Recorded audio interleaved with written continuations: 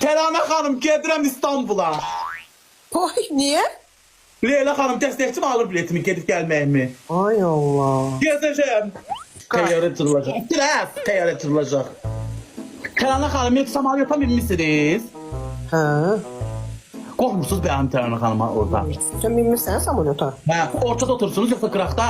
Gedən Fərqi nədir ki, partlayanda hər yeri partlayır da. O biri var, deyir ki, mollaya sual verirlər ki, baboş. Deyir ki, molla, tabutu aparanda qabaqda getmək yaxşıdır, ortada ya arxada. Molla cavab verir ki, tabutun harasında gedirsən get, amma içində getmə.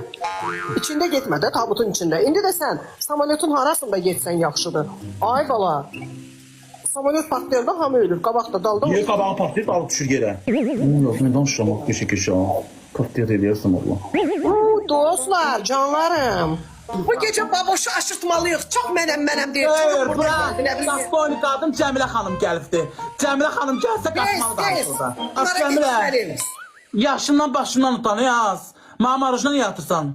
Yaşından başından utan yaz, eğri qılça. Uzun burun. Nəyim yatacam yazıb?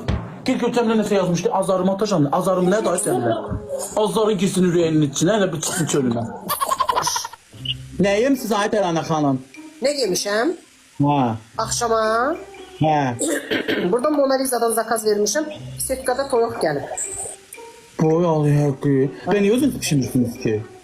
Ben pişirə bilmirəm. Hiç yemek pişirmişsiniz. Tüyük soslu zat da pişirebilmişsiniz bəs.